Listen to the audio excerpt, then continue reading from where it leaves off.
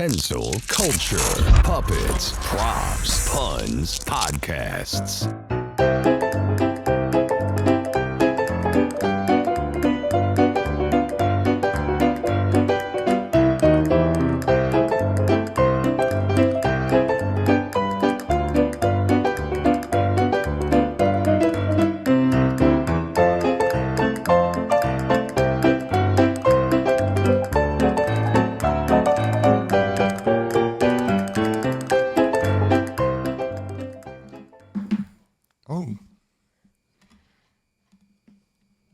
Oh, hey, you're back. Hey, hello everybody, and welcome to another session of Kensil Culture, the pop culture magazine. I've just been reading about Jackie Martling here, and we all know Jackie from the Stern Show, and we will be opening for him. John, you had that outfit on. I got done. This is Kensil Culture, not counterculture. Hey, Wid. You are, and ladies and gentlemen, let me introduce, the big man himself. Here he is, ladies and gentlemen, the one, the only, John Kensil, and Kensil Culture. Hey, great unwashed. Thanks for checking our show out. And I'm John Kensil here. This is the legendary Wid, famous John, comedian. I take a lot of baths. Yeah? Yeah. No, I was part of a bathtub gang. Really? Yeah, I was the ringleader. Because, people take showers now. They're not going to understand that, John. But a lot going on this past week. We did something really neat. Wid and I performed at the Bucks County Playhouse. I was going to say Community Playhouse, but it's Bucks County Playhouse, which has been around since, I don't know, the 30s? It's been around since the 30s. It was favored by a lot of people who were in the Broadway. They would try it out there instead of. And a lot of luminaries had appeared on the stage. Some of my favorites, Bela Lugosi, Bela himself was on stage there. Robert Redford on stage there. Leonard Nimoy on stage there. So when you perform in a place like this, it's much more fun than performing at your local bar or your Elks Club or Moose Club that we'll be doing pretty soon. And I'm just, it was a beautiful, beautiful place, and it felt like a real theater. And it is. He's right. It is. Well, I'm being smart ass, but it is like a real theater. There's no waitresses walking in front of you. No cat moils, but it was neat because a lot of celebrities performed there. Last year, before she died, Shirley from Laverne Shirley, Cindy Williams, wow, Donnie Most, Anson Williams, Potsy and Ralph, and the fourth guy was like Adrian Zemeds from some other show. But fame does not. I mean, Rodgers and Hammerstein were there. People like Irving Berlin was there. It was. I felt like I was really in that sort of middle land of show business. Not really movies and not really, television. It was live performance, and the people were very receptive. It was for both of us. Really good time. I should have taped. I should have taped you. Wid crushed. But there used to be a very famous talk show in Philadelphia, but it was nationwide, called the Mike Douglas Show. Mike Douglas, big time. So it's right off the Independence Square, the studios, and a lot of people would like to come and host. Everybody hosted there, from John Lennon and everybody, Toady Fields, Mo Howard. He's right. But after all these stars from these famous syndicated 60s show, Star Trek, McHale's Navy, Addams Family, all the comedies and even regular shows. Well, they only got paid a certain amount per week, and there's when series are filmed today, they only film 26 episodes, right? Back then, I know it was like amazing amount, like 40, and 40 episodes a year, and that's a lot. There's no time off when you're in a studio. Yeah. But these guys had no money because anything made before 1970. No residuals. So, we just named Leonard Nimoy and William Shatner. These people, they needed work, and they had to keep their acting union cards up, I guess. And the place has a history too. It's beautifully located in New Hope, Pennsylvania. Okay, gateway to New Jersey, but right there, and it's on the Delaware River, which was at that point it is a beautiful, beautiful thing. I mean, they've left it a little bit. Roaring like the river is here in Philadelphia. It's too big to comprehend. But there it was like almost a raging river. And a lot of New Yorkers love coming down because it's probably an hour from New York. It's an hour. It's a very sophisticated place in some ways. A lot of LBGT, a lot of beautiful stores, and there's a Bennigan Waiters College there. There's all sorts of very, very nice restaurants, and I was excited because they keep history up there, and it has a lot of history, I have a question. Yes, that. Did you ever meet Joan Rivers? No, I never met Joan Rivers. She had bought property up there. I've never met Joan Rivers that I know of. She might have had some work done. Who knows? It's funny. Friend of the show. The funniest thing she ever said is she was standing in line at the buffet with Elizabeth Taylor. Oh, and she was right behind Elizabeth Taylor. Elizabeth Taylor looked at her and goes, "Get your own." She was mean. She was really mean. Our friend Benny Michaels. I think he works for Home Shopping Network or the QVC, whatever. It's based in Malvern, Pennsylvania, but he was in charge of security there. And he said when Joan Rivers used to come in to hawk her wares, he goes, you couldn't help but look at her. Like she looked like a madam puppet come to life. He goes, this little woman comes in with extreme plastic surgery, and you can't. That's what she looked like with a blonde wig on. Yes, right? Exactly. Same height and everything. It's kind of scary. Right. But it was very interesting. He said it was just you couldn't help but look at her. But no, my point about her is she bought property up in New Hope. And who was the? Oh, it's beautiful in New Hope. I mean, Bucks County is one of the most beautiful places on earth. What's the famous song that got recorded up there? The two guys on the way to Cape May. No. No, that was a different direction. But the famous two guys wrote the. Fancy Pants Goes to Frankenstein? No. Right at Washington's Crossing, there was a song by Rodgers and Hart. Okay, look them up. Rodgers and Hart, Richard Rodgers and Lorenz Hart. Okay, they wrote "My Funny Valentine" and "Isn't It Romantic?" Yeah, famous Sinatra songs. We'll take Manhattan, but they wrote about a small hotel that was right near there. Okay, there's a small hotel. They wrote that in 1927, and it was one of their first big hits. There's a small hotel. No, I thought they wrote it about. There's a famous song, though, like Washington's Crossing Hotel. But there's a famous song they wrote, like there. There's supposedly like a famous Sinatra song. But it's rich in history. But that's where we were at this past Friday, and that was really fun. If you make yourself do comedy, you want to do theaters because you're a performer. Because all the seats face in one direction. I can't tell you how many times we've played that. That people would have their backs to us. Oh man! In situation because people who set up the room sometimes they don't know too much about showbiz. Another part of the United States that's really beautiful is, and in fact, it's supposed to be one of the best places to have a wedding at is Cape May, New Jersey. Oh, well, yeah. It started as a whaling village then, and now there's all Victorian mansions down there. Well, that's where we're at a theater there on Saturday night, which is very fun. And did you ever go whale watching? No, I like whales. In fact, I ask the ladies in the audience if they like whales, and a lot of times they answer yes. So I say, well, we can humpback at my place. You know how to. I'm sorry. You know how to circumcise a whale. I know how to circumcise a whale. How? Foreskin divers, get it? No, so foreskin divers, get it? Sorry. So we Jonah. So we had to do a theater down there that was really fun called the End of the Road Theater, and it was in a strip mall, and but it was that was not putting the Bucksham Playhouse, that was really fun because it's a smaller theater and the audience is like right here from here to the camera.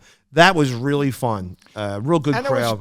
It was nice that they showed the old movies. We love the old movies here at Kensil Culture, and we try to keep up with the old movies. Like Zapruder. Because there's so many of them. I mean, you think, I can't even think about the new ones that are coming out, okay? I have to think about the ones from the old days that I haven't seen. And you know what? Because of the technology today, everything is online. Every old movie. Oh, yeah. Old movies that star, your favorite Bogarts and Cary Grants and Doris Day's that you've never seen. It's this notes for the show is going to go like an old movie thing. But it was really neat because when they first started making dramas and comedies back then, right? The stories could be like somewhat not nudity, but like racy topics, like sexuality, prostitution, innuendos, right? We call them, John. Right. But I think with that Hays Code, besides like don't talk about that, there's like unwritten rules that like if a guy commits a crime, say he needs money to save his like little daughter needs an operation. If he commits a crime, he must pay for it in the end, no matter what. Like, you couldn't show people profiting from any sort of crime. Yeah, they had to be legally sort of diminished, or a lot of times they got shot in the end. And that really like shaped like script writing for years. Like my father used to point this out. Like the famous, most beloved show is like The Honeymooners with Jackie Gleason, and they only made like 39 episodes. But if you ever noticed too, if Ralph has a great idea to make $1 million, it's a groin scrubber, right? Well, what do you think is going to happen in the end? We already have one. Oh, I lost all my money. I love you, honey. He never achieved the head. He's always a lovable loser. And that used to drive my dad crazy because he was a bus driver in New York, and they made considerably more money than his apartment was gray with a sink and a table and an ice box. But that thing is the character must never advance. It's always the same. Tries it, loses it. But I love you, honey. It's in movies though too. They never, like you said, never profited. It's when it was the early 60s that they started stretching the envelope and seeing how far they can get. And they would put in directors because of the Hays Code. Hays was, they wanted to police themselves because it wasn't because of the nudity that sometimes showed up in the movies. It was because at the time they made it, there were a lot of gangster movies. Yep. People were glorifying the gangsters, and everybody wanted to be a gangster, and they were making movies about it. The Big House, Little Caesar, which I just saw, and or pizza. Dillinger. Oh yeah, pretty baby face, pretty Public Enemy with James Cagney. What's the movie where the guy gets unfairly accused and he has to go on the run? At the end, he comes out. She goes, "What are you doing?" He goes, "I steal." Oh, that's Fugitive from a Chain Gang. Okay, that's with Paul Muni. Wait, you ever see this movie? He's wild. He's wrongly accused. He's wrongly accused of, I forget the crime, but he goes into a southern sort of penal camp. Like okay? in where they put you out in the road. What's the Paul Newman one? Cool Hand Luke or Cool Hand Luke, or Papillon. But a little bit grayer than Cool Hand Luke. And you saw a lot of abuse that happened at the. And it was so, like, you're right. It was so dreary. It was sweaty black and white film, and it was dreary. Well, and he was wrongfully accused, and he finally escapes, doesn't he, or something? He finally escaped. He fights back against the violent guard or screws. Yes, and and he escapes, and somebody asks him, "Hey, what are you going to do?" Because he's wanted now. I think he killed the guard or something. Yeah. And what does the guy say? He goes, "I steal," and he just like disappears back into the blackness. But the point is, like, that's just about movies. Like, beautiful. Nobody gets redeemed. And he didn't even deserve that movie. Oh, that's something. Oh my God, here we are talking now. The most beloved movie around the holidays, besides A Christmas Story, is the one with James Stewart. It's a Wonderful Life. Right. I know it's a beloved movie, very touching, but that movie always irked me because he sacrificed everything for everybody else, and then as something bad happens, where he tries to save a kid, he loses his hearing. You're talking about a kid from drowning. Yeah. He doesn't go to college. He works at his dad's store so his brother can go to college. He gives up everything for everybody else, and then his moron uncle leaves $10,000, and the bad guy steals it. And at the end, he's going to kill himself because he served, right? And then someone says, "Oh no, here's life's worth living. You meant a lot to other people." But at the end, they never got revenge on the old guy, and just the townspeople all chipped in money to pay for him because he was so nice. But like, I don't like that, Well, John, that's that's a cold reality of Frank Capra culture. That he had, they called his movies Capra culture, just like we call it Kensil culture. And because he had sort of an all-American sort of optimist sort of look at life. All his stuff are kind of whimsical, and things like.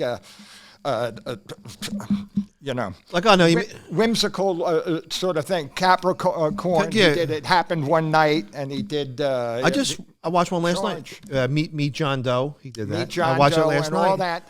So I kind of enjoy It's a Wonderful Life, and what a great actor the bad guy was. Okay, that was Lionel Barrymore From the famous Barrymore family. and the area.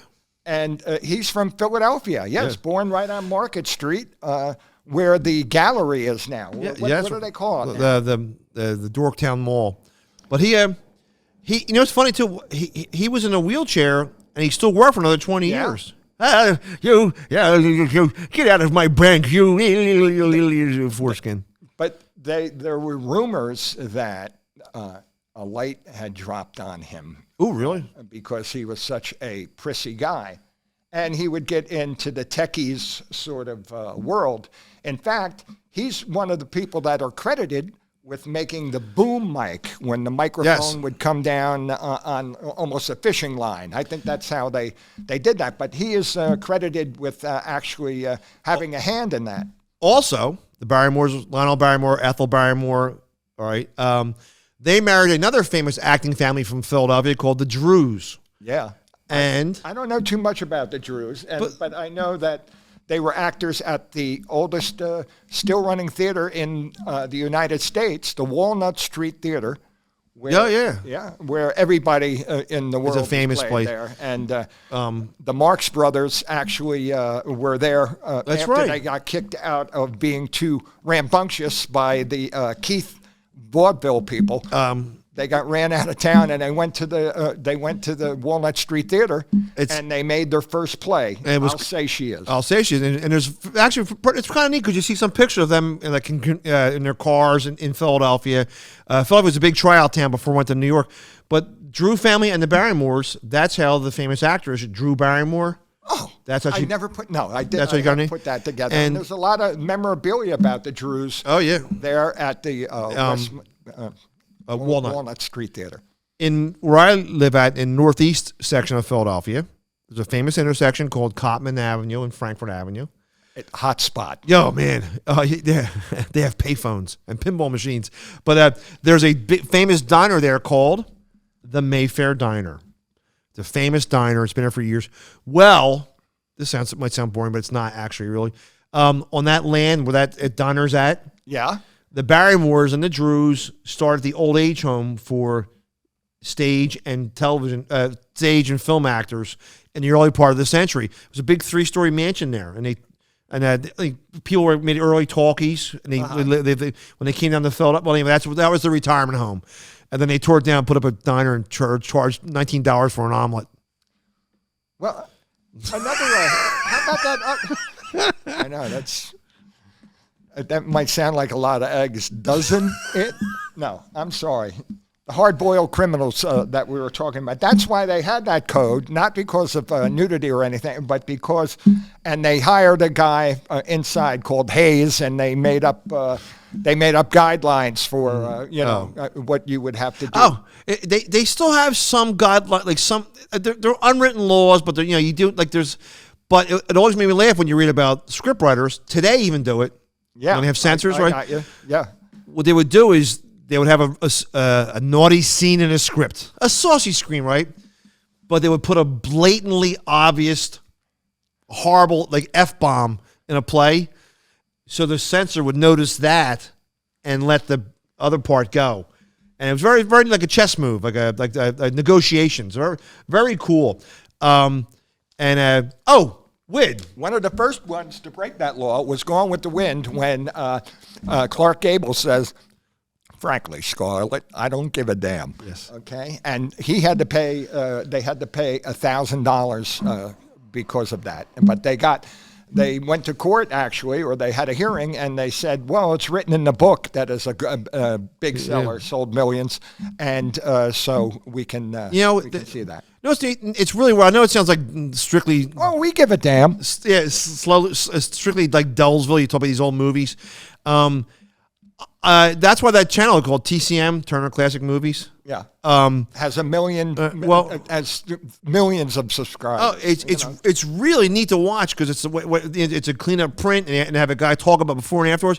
Well, in our area on Comcast, Xfinity, I used to watch it all the time, my mom and I, and it's weird. You think, because you're getting older. I love new movies like Caddyshack and Caddyshack don't hold up. Ski Patrol, Dr. Fellacio's. Anyway, but they that's word of mouth on that one. But they sorry, I didn't mean that. But John. Oh, but they I'm sorry.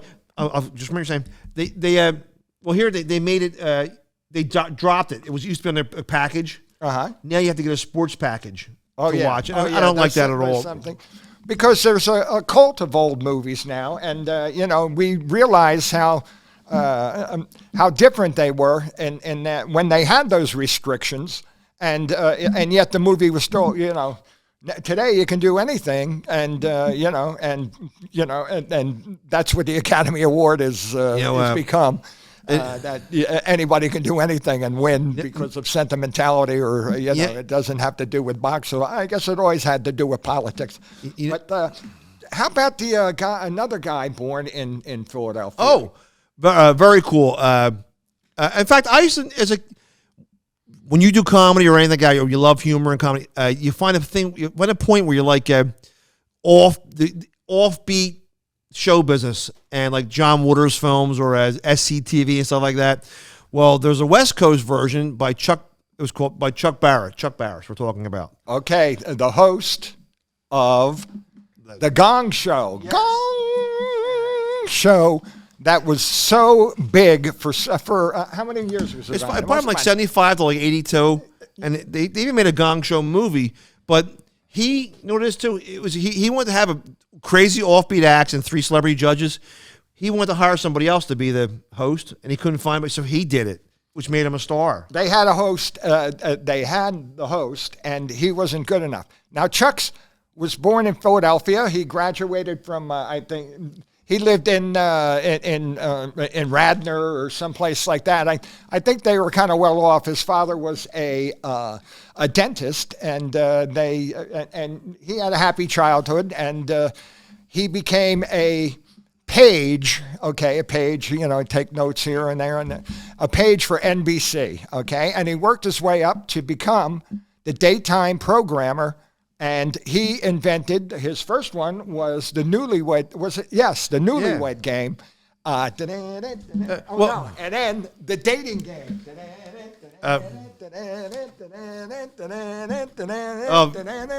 The dating game had that mod background. Remember that? Oh, yeah, I forgot he did. And it's funny, you see the celebrities that were on the dating game, like Pee Wee Herman, Steve Martin. But wasn't there a mass murderer like Ted Bundy or somebody who was on the dating game? I think there might have been, and they don't show it anymore. There was some sort of, notorious criminal who got on there. But I think the guy from Raiders of the Lost Ark was on there. Harrison Ford. Oh, that's right, yeah. He was on there, and there's and Bobby Sherman. He was actually on there, but they made tons of money, both those shows. Oh my God, it was that's really interesting. If you could think of a product that could be mass market that people want to watch every week, the Newlywed Game and the dating game, which actually kind of went hand in hand. It was. They would put provocative questions that you had to ask your significant other, and they would usually, come out as a double entendre. Exactly. And like, how many eggs does your husband like in the morning? Okay, or some sort of domestic question, and it comes out like that. Well, but the Palisades Park song. He wrote the Palisades Park song. He was, he would dabble in different things. And also do the song Palisades Park. It's this 1950s song. You hear, doo, doo, doo, doo. You hear like a roller coaster ride going around. 1959. Gone to Palisades Park. It made it to number 3 on the charts, okay? And it was sung by, and it's the only hit he ever had, Freddie Boom Boom Cannon. Right. Okay, because that's almost as good as Kensil culture. Okay, we can have boom boom culture. Well, it was also recorded by? It was recorded by one of our favorite punk rock groups, the Ramones. Okay. Did you ever meet the Ramones? Yeah, the Palisade. I met the Ramones a couple times back in the day, and they were just into sniffing around for girls and drugs. I think there's 2 Ramones left, right? I think there might be a couple. How many Ramones remain? Well, I remember there probably was like 8 altogether, but the main ones all died. Dee Dee and Joey and whatever. But and that's such a Ramones song. Down at Palisades Park, it's like Rockaway Beach or something like that. The Ramones could really pump that up. My favorite thing, the last Ramone I encountered, I don't know his name. I don't know. Corn Dog Ramone. Mm-hmm. Well, he got to be in his like late 60s, but he has like a Beatles wig on. Looks like a Betty and Veronica wig, right? Okay. I don't right? But he I'll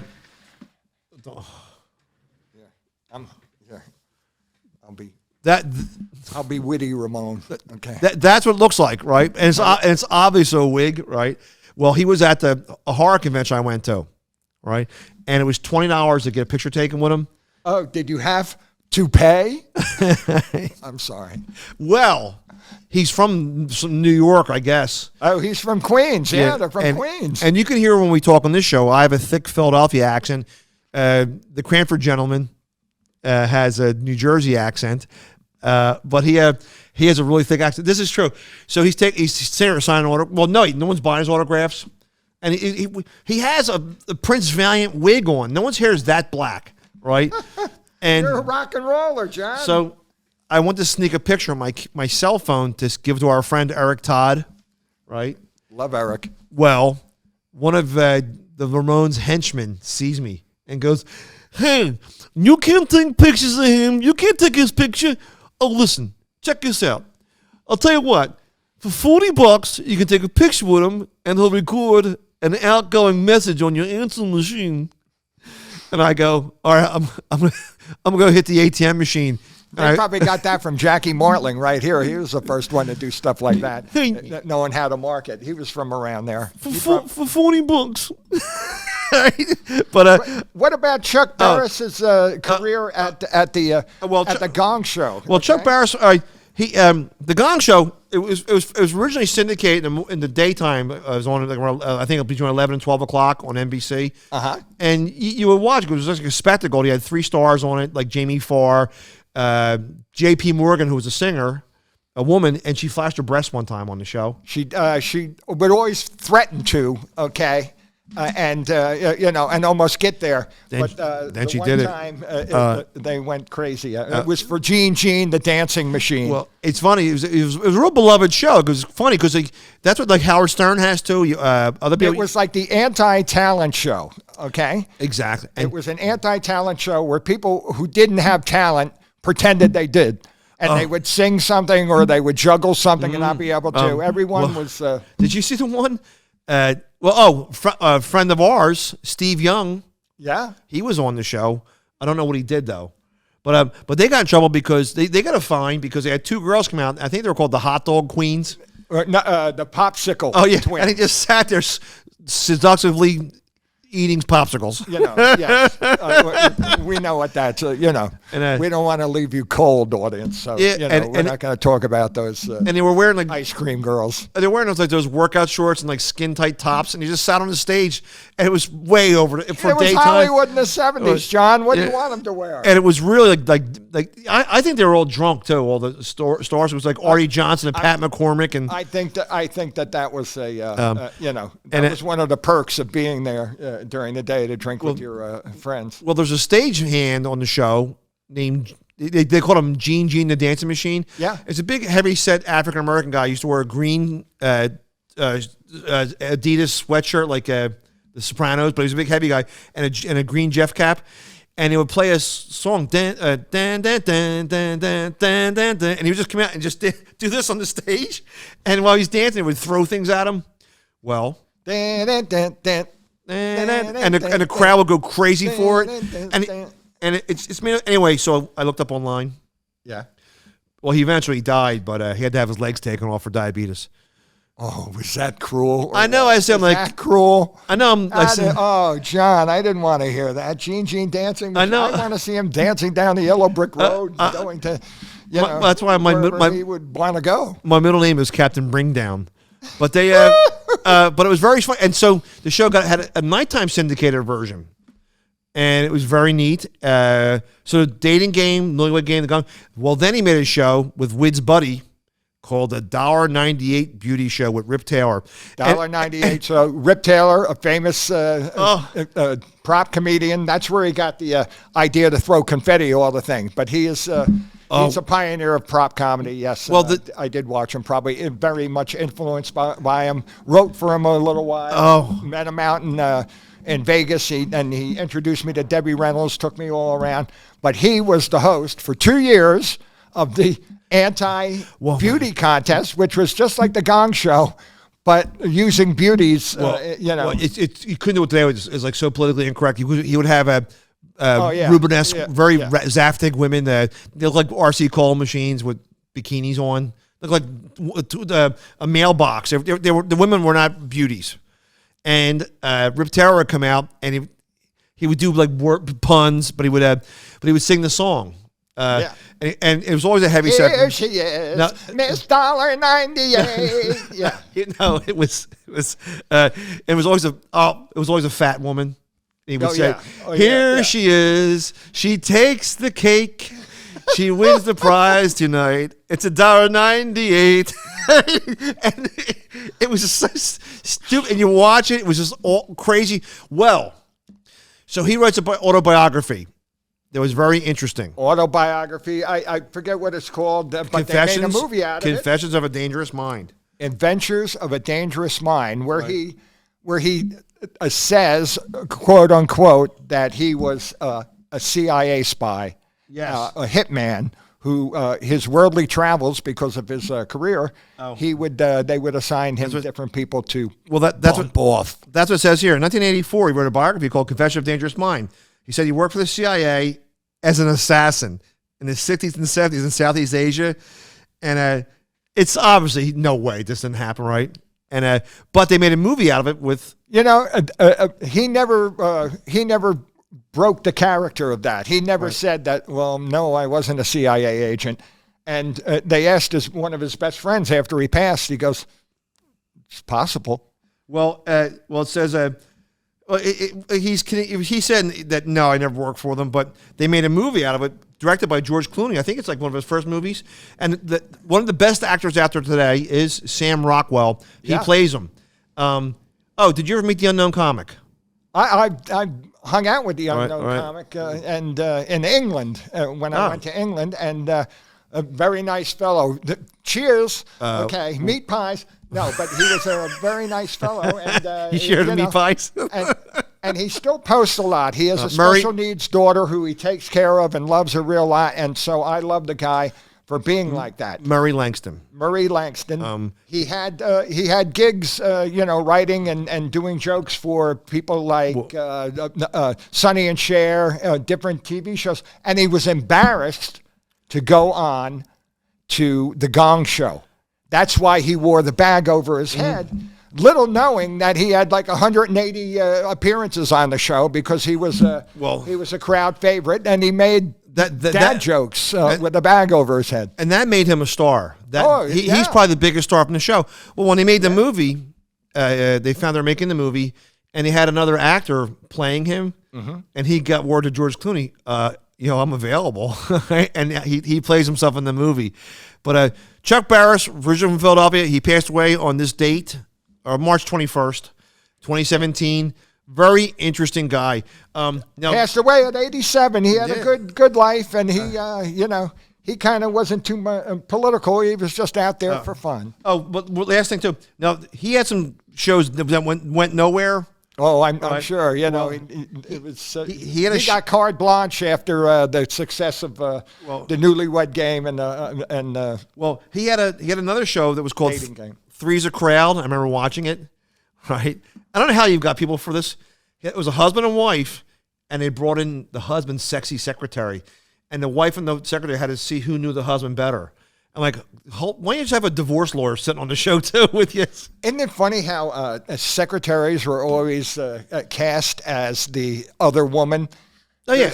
In that we were talking about how to succeed in business without even trying. Okay, a great musical from the 50s. And one of the songs in that was, "A secretary is not a toy." Okay, and a secretary is not a toy.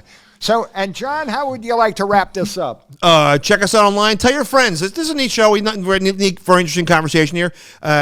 Hit the subscribe button and ring the bell and tell your friends and ring the subscribe button and push the bell.